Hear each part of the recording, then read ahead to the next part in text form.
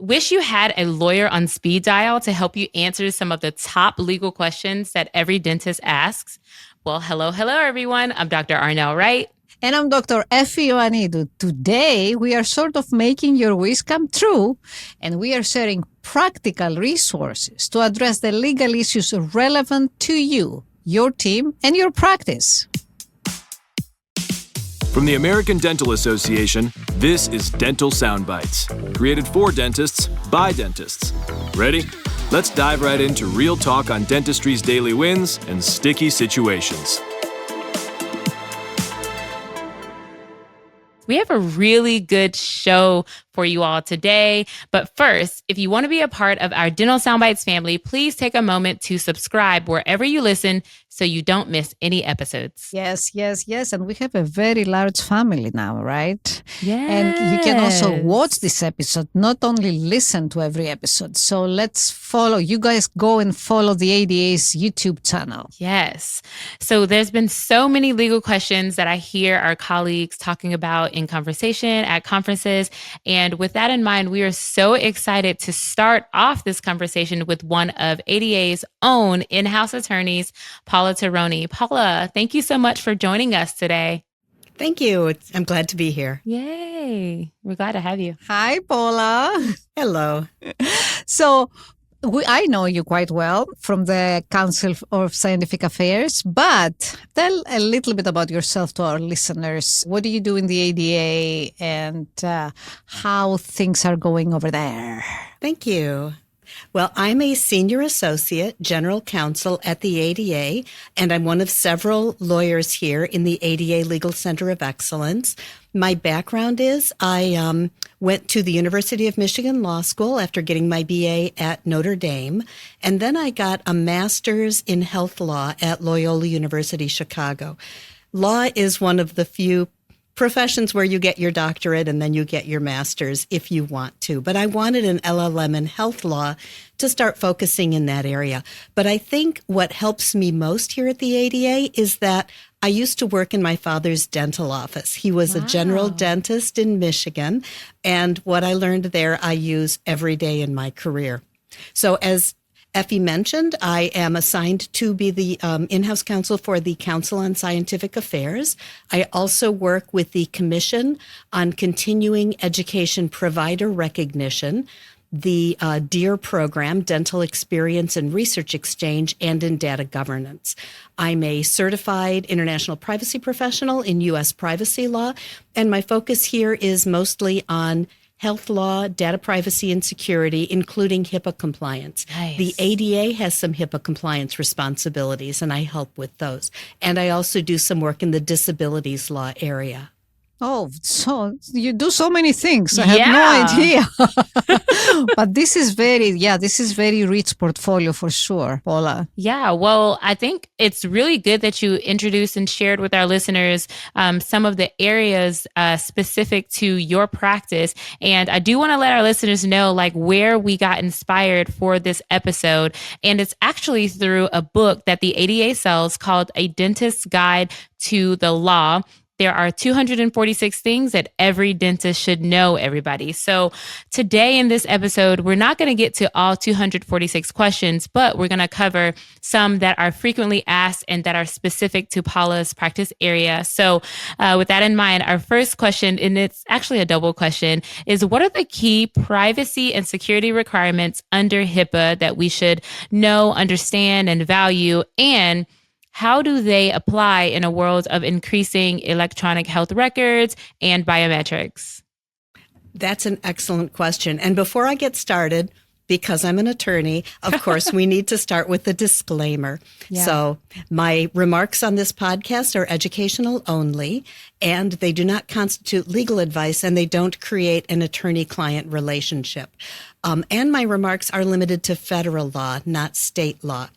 We have links to some non-ADA websites in the materials that go along with this podcast. And for any non-ADA website, we do not endorse the content, and we don't imply any affiliation with those organizations that provide their content. We make no representations or warranties about the information on those websites because we don't control them in any way. So, having gotten the disclaimer out of the way. I always love your disclaimers, Paula. Yeah. I just love them.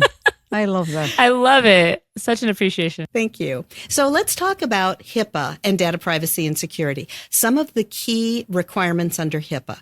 HIPAA has 3 main rules: the privacy rule, the security rule, and the breach notification rule. And all 3 rules require a covered dental practice to have written policies and procedures to comply with those rules, to train their workforce on the rules and to document that training.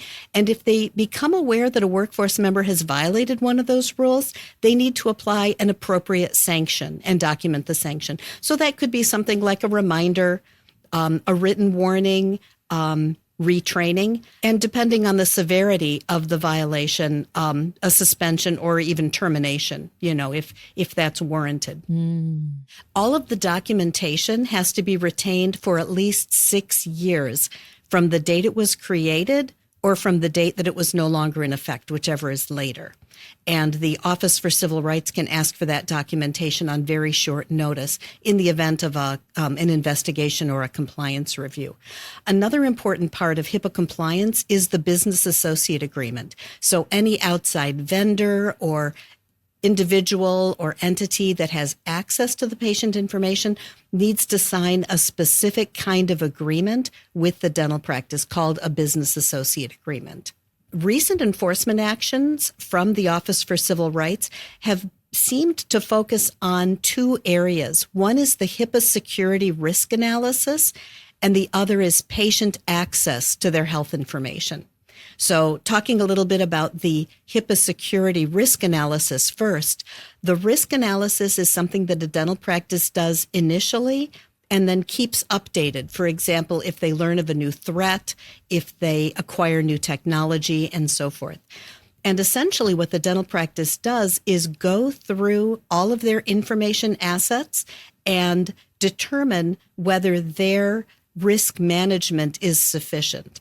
So they would identify any vulnerabilities, any risks, kind of rank them from high to low, and then come up with risk management techniques to bring the risk to an acceptable level. That needs to be in writing, and the Office for Civil Rights has been focusing on the risk analysis in their enforcement actions lately. And then the other one is patient access to their health information. If a patient requests access, like to see or to get a copy of their health information, the dental practice has to provide that access within a certain amount of time in most cases. So dental practices that provide the information too late or don't provide the information could be subject to HIPAA penalties as a result. This is so complicated. It's not that easy, right? Yeah. It makes me wonder, does this approach to the risk management assessment varies depending on the size of the practice, or, even a very tiny solo small practice in a remote county, do they really have to follow through all these documentations? Is this like federally required? It is for a covered dental practice. If the dental practice is covered by HIPAA, it needs to have a compliance program in place. But HIPAA is flexible and scalable.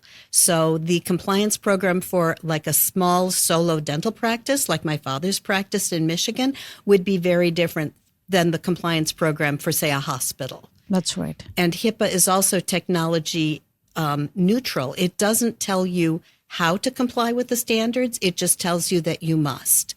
And each dental practice can decide how best to mitigate risk in their environment while complying with all of the HIPAA standards. This is really very interesting. Yeah. You got me excited. So another common question that we frequently hear about, and I think it's one of the questions that I probably have myself as a doctor, but also from the patient perspective, is What happens, Paula, if accidentally there is a HIPAA violations? For example, say that the staff member by accident sends a wrong record to a patient. As a matter of fact, myself as a patient, I have received medical records, not dental, but medical records of someone irrelevant. What happens in this case? What's the right approach? Well, I guess I would start by saying human error happens. We're human. We make mistakes.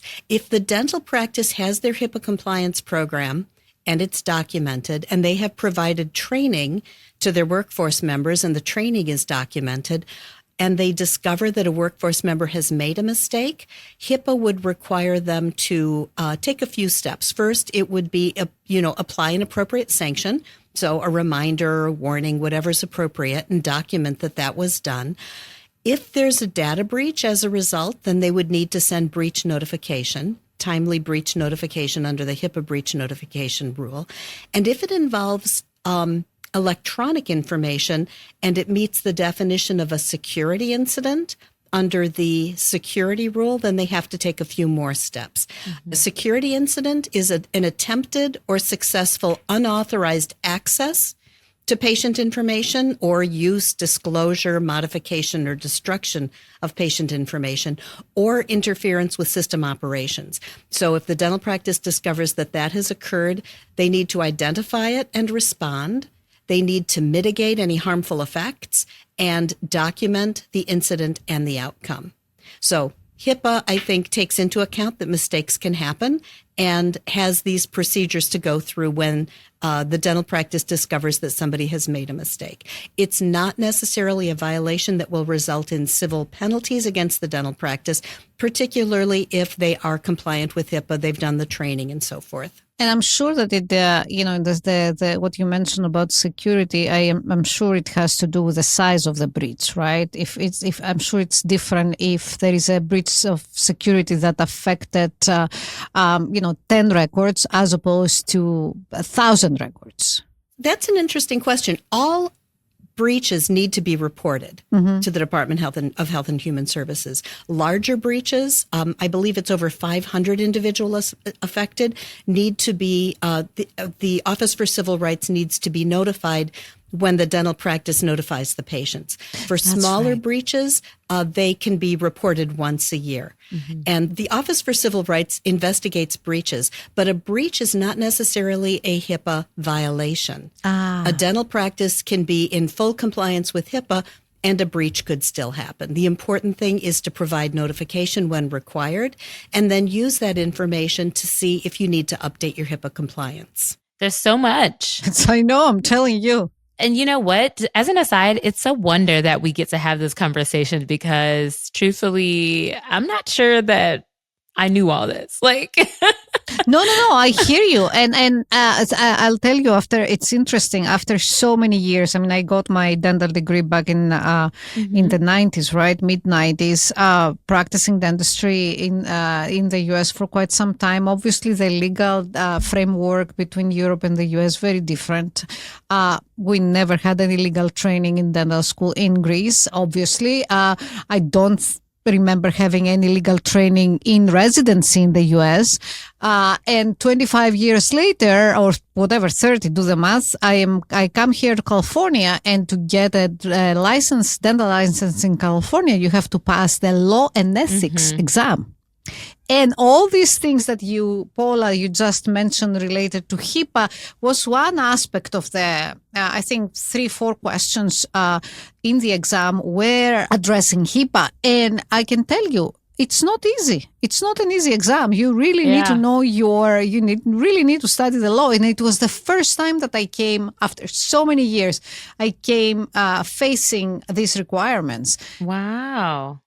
So this is fresh for you, right, Effie? I mean, it's a year old. Nothing is fresh. Yeah. Connecticut doesn't require this. Connecticut gives you the license. That's it. Yeah, we had laws and rules, but I don't know if it was this in depth. I don't know. I could be just not remembering. But I'm so glad to have a refresher, almost like a little masterclass. Oh, for sure. So thank you, Paula.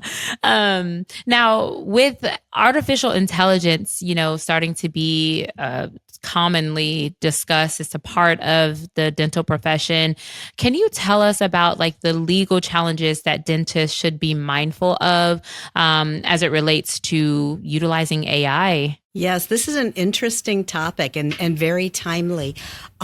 AI tools can have benefits and they can also have risks. For example, a large language model that can generate text, summarize articles, and so forth can be very helpful. It can save time, save labor. But some of the risks are, there are privacy risks, for example, and there are accuracy risks, as well as some copyright issues. So when it comes to privacy, it's important to think of an AI tool as involving input data and output data. So let's say you ask a large language model tool to generate text for you. You input some data, and then the output data comes out. Now, if that tool and provider use your input data to train the AI, it could use your input data and serve it to another user of the tool. So if you have included patient information, there's a potential for a breach there. There is also a phenomenon called hallucination, where AI can just make stuff up, and it can be very convincing. So human review of the output is very important for accuracy. Another issue that can come up is copyright. If the AI tool gives you someone else's copyrighted information along with the output, then you may be in violation of the copyright. So these are a few things to keep in mind. You can help mitigate that risk by doing due diligence on the AI tool. For example, find out if they're going to use your input data or the output data to train the AI. Find out how they protect the data.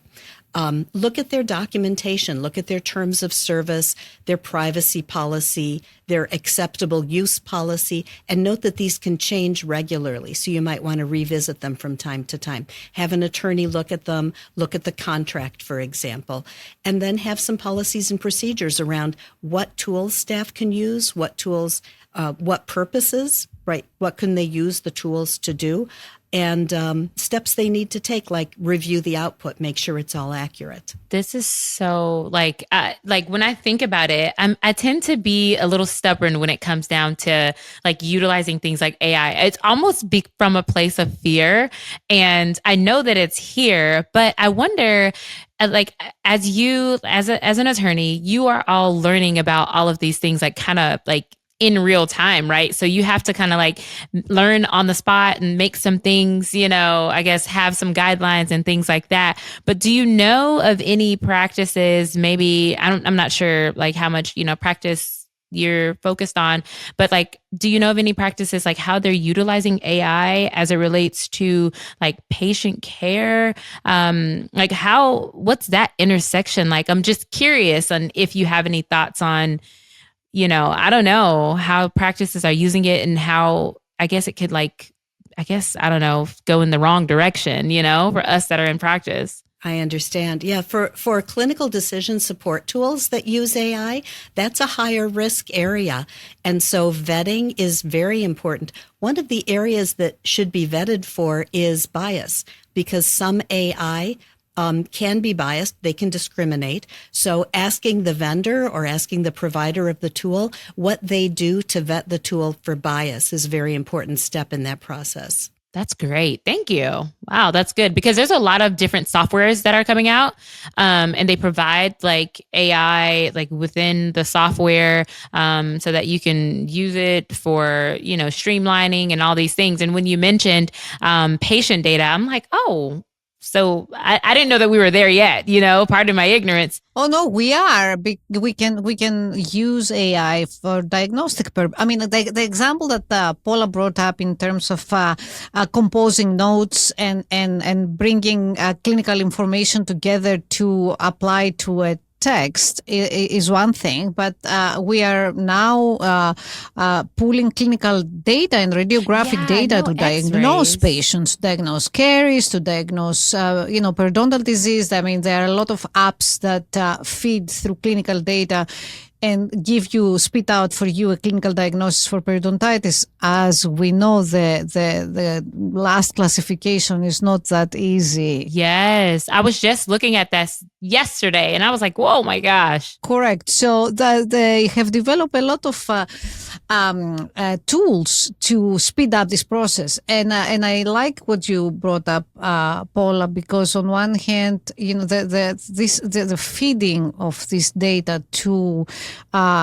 large, data tools that don't protect the confidentiality of the patient. I mean, the same thing applies to the editorial policies, right? You cannot just copy paste your paper and expect that this is securely edited. Yeah. Anybody can pull from this data. Now it becomes public. It's pretty much the same with patient data, unless they are behind a firewall and they are protected and their confidentiality is protected. You're absolutely right. There are a number of tools out there. I don't know them all, but it's important to vet them.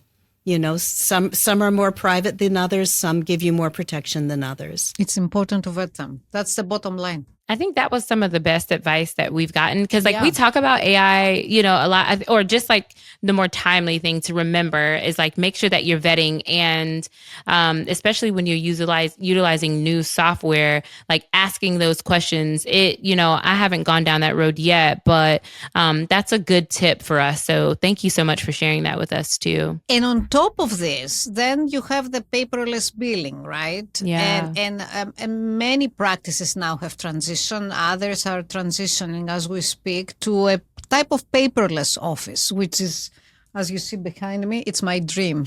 So it will never happen in here. But anyway, so what are the legal considerations for dentists? What do they need to know to make this transition? Well, some examples of the legal issues that would come up in the context of paperless billing. I'll start with HIPAA because protected health information, which is the information protected by HIPAA, includes payment information. Yes. So payment information is protected by HIPAA as much as information about a patient's condition or treatment. So electronic billing would require that the billing system be included in the HIPAA security risk analysis. So the dental practice would identify threats and vulnerabilities, assign a risk level, and then mitigate the risk to bring it down to an appropriate level. It's important to have policies and procedures that tell staff how you use the paperless billing safely. They need to know who to report to if they discover a breach and so forth. Also, you would need a compliant business associate agreement with the vendor, potentially if the vendor has access to patient information, and anyone else that would have access to patient information who's not a member of your workforce. It's important to remember, too, that HIPAA does not preempt more stringent state law. So if a state has a law that's either more stringent than HIPAA, which means the state law gives the patient more protection than HIPAA does, or it's not contrary to HIPAA, meaning you can comply with both, then HIPAA would not preempt that law, and the dental practice in that state would need to comply with both. So finding out if the state has particular laws around, say, credit cards or, electronic payments, ETFs, whatever, would be a part of that compliance. And then there's something called the PCI DSS that stands for Payment Card Industry Data Security Standards. That's a set of standards for protecting credit cards. Dear God. And this is not a law. This is an industry standard that was developed by the payment card industry. And it's usually enforced through a contract. So if a dental practice has a contract with a credit card processor, it probably requires complying with PCI DSS. So there's a website, the PCIsecuritystandards.org, that has information about those standards and how to protect credit card information. We'll be right back. Being understood is critical, especially in dentistry. Participate in tailored workshops led by experts in interpersonal communication and leadership, designed to elevate your leadership skills and empower you.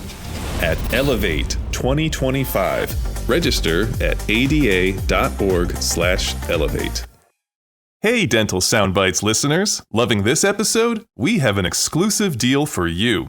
Use code Dental Soundbites, all one word, to save 15% on the Dentist's Guide to the Law resource cited in this episode. Go to store.ada.org to order, or find the link in the show notes at ada.org/podcast. Hurry, this code is only good for a limited time. Give your staff a gift they'll really use with Threadfellows. We're talking Yeti mugs, Patagonia fleeces, and North Face backpacks, all featuring your practice logo. ADA members save 10% and get free shipping at threadfellows.com/ADA. Welcome back to Dental Soundbites. We're having a conversation about the top legal questions every dentist asks with ADA's in-house attorney, Paula Tironi.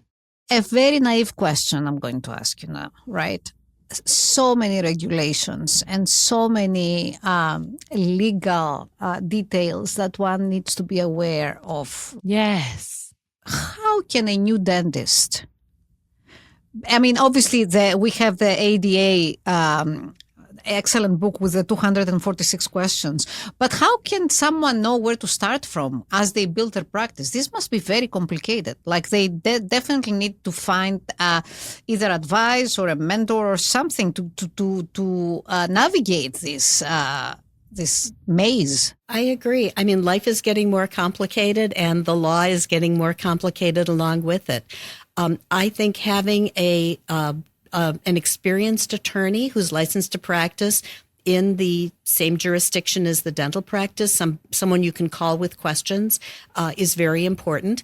The ADA has a resource called A Dentist's Guide to Selecting a Lawyer. And A Dentist's Guide to the Law also has information about how to select an attorney, how to best use an attorney to help your practice comply with the laws, the federal, state, and even local laws that apply to your practice. That's great. That's great to know, for sure. And we have to have all these links and the description of the episode, I guess, to share with people. I think this is really important. I do too. It's actually really valuable. So I'm enjoying this so much. I just feel like the thing that I love so much, as an aside again, is like I feel like I'm learning right alongside the listeners. So just being informed, being, refreshed on certain things, it's really, really good for me too. So Paula, I have another question for you, because we are in the social media digital age. Everybody's recording. It's the age of ring cams, security monitors. Is surveillance permitted in a dental practice? And can you talk a little bit about this age where we're taking selfies and we're doing videos and things being posted to social feeds? Certainly. Surveillance in a dental practice, it's not prohibited. There are risks, there are benefits. One of the benefits is that it can help with facility security. And that's actually a HIPAA requirement. The HIPAA security rule requires that the dental practice protect electronic protected health information on its premises. So video surveillance can help with that. However, there are some legal risks as well. I think one of the first questions is, would it be recording just video or audio and video? Because if it's recording audio, then the dental practice should look into its state eavesdropping laws. Because some states are what they would call a one consent state. Some states are a two consent state. So if you're recording audio, make sure you're complying with your state eavesdropping laws. Now, whether it's audio or visual, HIPAA would require including it in the risk analysis if it's going to capture patient information. One of the HIPAA identifiers is a full face photo or the equivalent. So pictures of patients coming and going would bring this within your HIPAA compliance program. Including it in the risk analysis, having policies and procedures, and training people on how properly to use these recordings. Questions come up like, who is going to have access? How can the recordings be used? How long will you retain them? And so forth. The recordings could be discoverable in the event of a lawsuit. For example, the opposing party in, say, a slip and fall lawsuit or maybe a malpractice lawsuit could request a copy of the recording. So there's that consideration as well. And then You also, if you're going to be using any of the recordings, for example, say that you have an image of your practice or an image of your staff that you want to post online, for example, make sure that no patient information has been captured. So if there's a monitor, for example, with a schedule, you want to make sure you're not posting patient information on your website without the individual's authorization. And for your staff, make sure you have a release before you post any photos of the release of the staff online. So staff members would need to sign a release, and patients would need to sign something called a HIPAA valid authorization to make their protected health information public, even just their face. And does this do these same requirements and releases apply on the use of those pictures on the website, say, or are there any additional liability issues for things that you are presenting on the practice website? Mm-hmm. Yeah, the practice website can raise a lot of legal issues. One of them, as you mentioned, is if you're posting images of staff, make sure that they've signed an appropriate release. If you're posting pictures of patients or even information about patients, make sure that they've signed a written authorization permitting you to do so. But some other issues that come up with websites, one of them is accessibility. So the Americans with Disabilities Act applies to dental practices because they're places of public accommodation. And the U.S. Department of Justice has determined that websites also must be accessible to people with disabilities. So, for example, if you post a video on your website without closed captioning, someone who's deaf or hard of hearing may not be able to fully access the information. And if you post a photograph, someone who's blind and using a screen reader might not know what's in the image unless you use something called alt text, which captures in words what the image portrays. Speaking of the Americans with Disabilities Act, do you happen to know the two animals that can be service animals on the federal level? I don't. I'm sure you can guess one of them. I mean, dog should be one, no? The service dog. A dog certainly is one, and there's one other species that can qualify as a service animal under the federal Americans with Disabilities Act.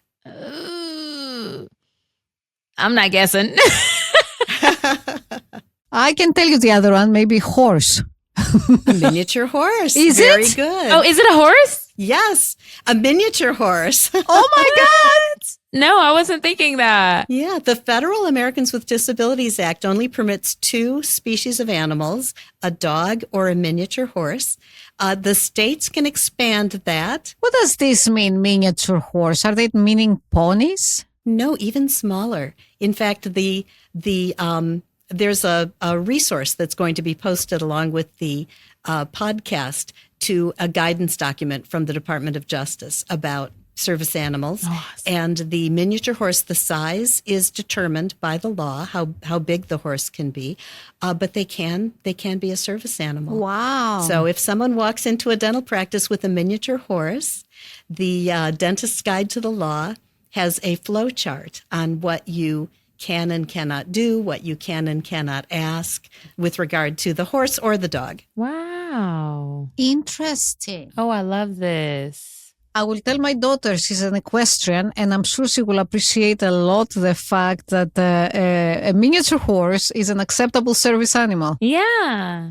Oh, this is interesting. Very. I have a question really quickly before we move on about the risk analysis and just like compliance training. Any thoughts that you could share with our listeners, or just like recommendations on like how often this should be done if they're not doing it already, specifically like early career dentists like that are interested in leading their team, people like me, just things that we should be aware of and how we should be talking to our teams about these things. Absolutely. I would be more than happy to explain more about the HIPAA security risk analysis. It's an important topic.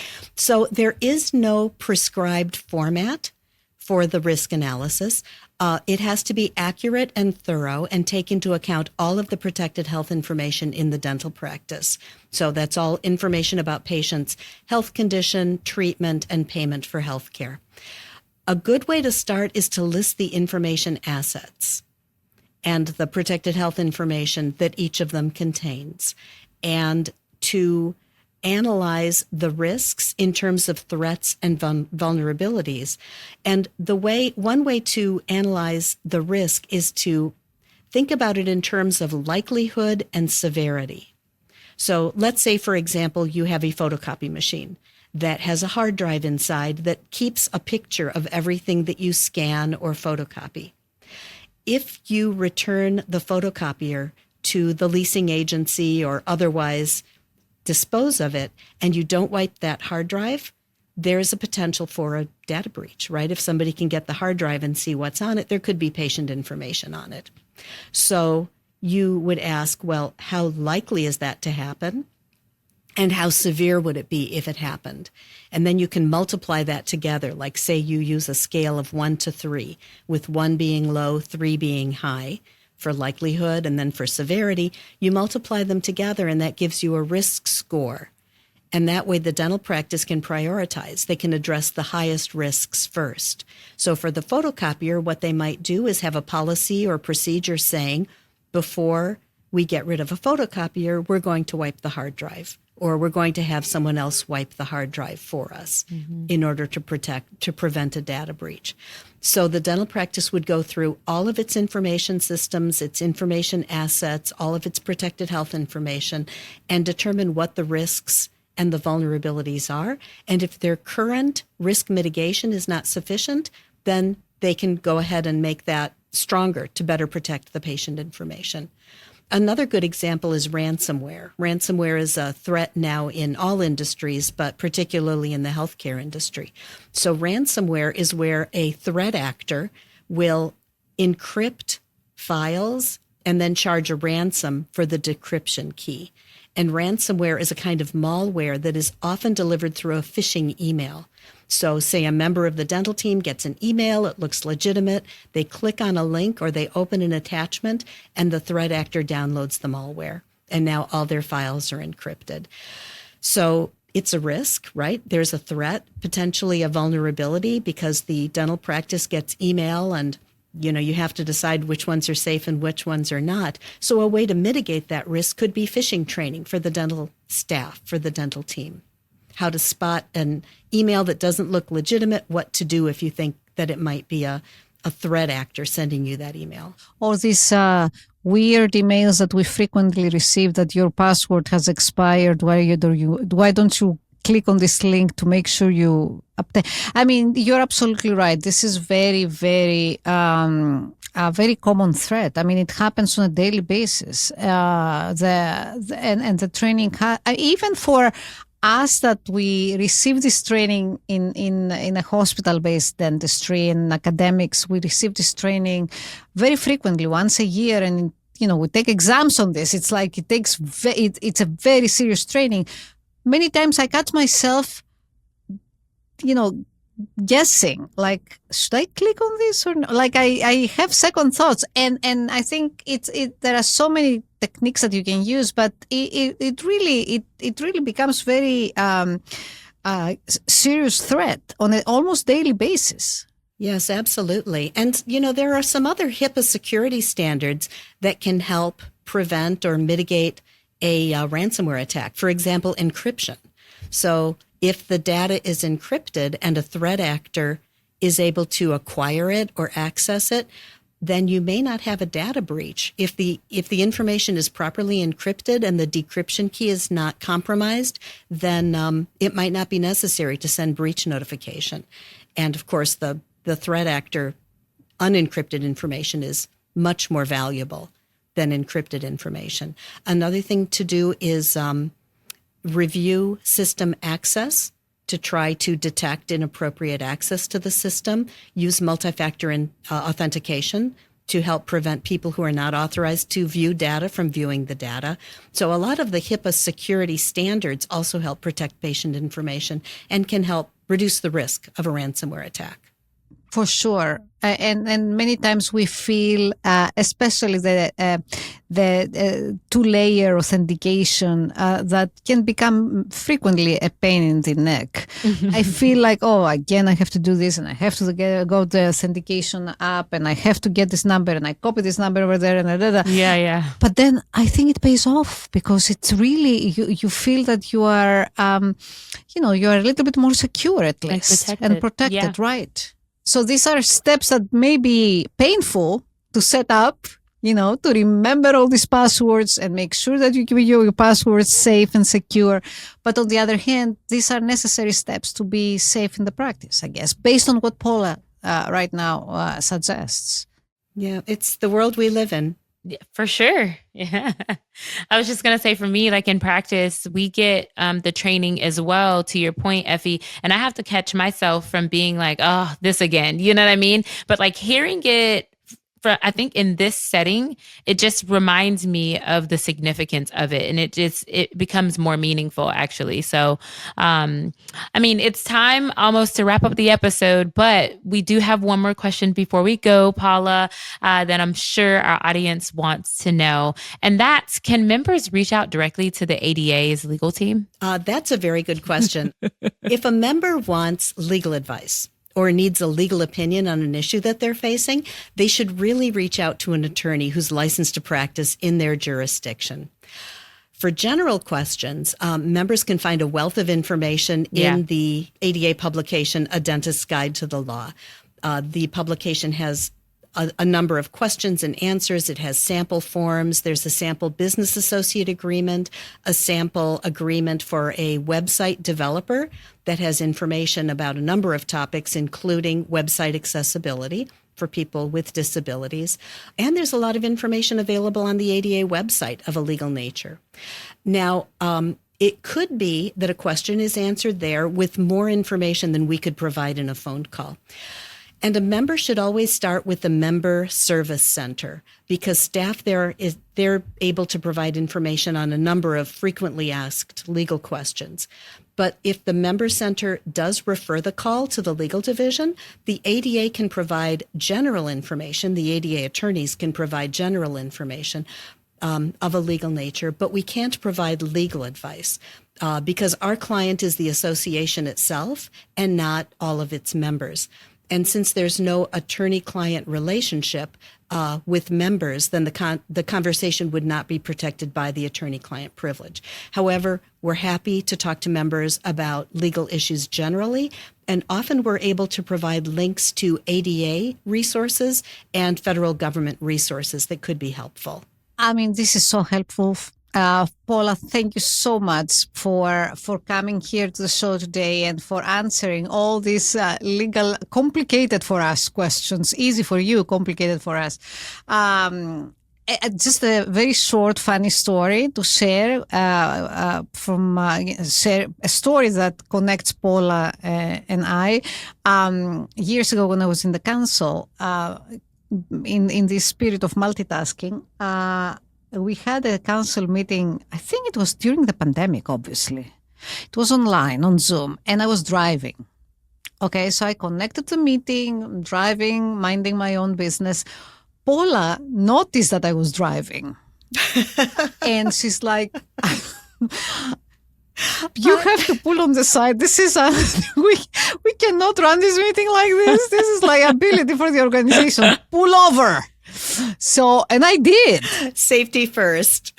Safety first. Safety first. And she was absolutely right. So I will always remember this. Other organizations don't do this. And the truth is that, in other national meetings, you don't have an attorney attending the meeting either. So that was a nice wake-up call for me. So I appreciate it. And thank you, Paula.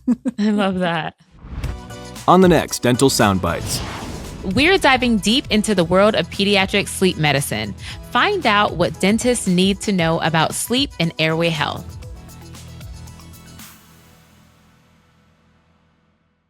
Thank you so much for being here, Paula. My pleasure. Thank you for having me. Thank you, thank you, thank you.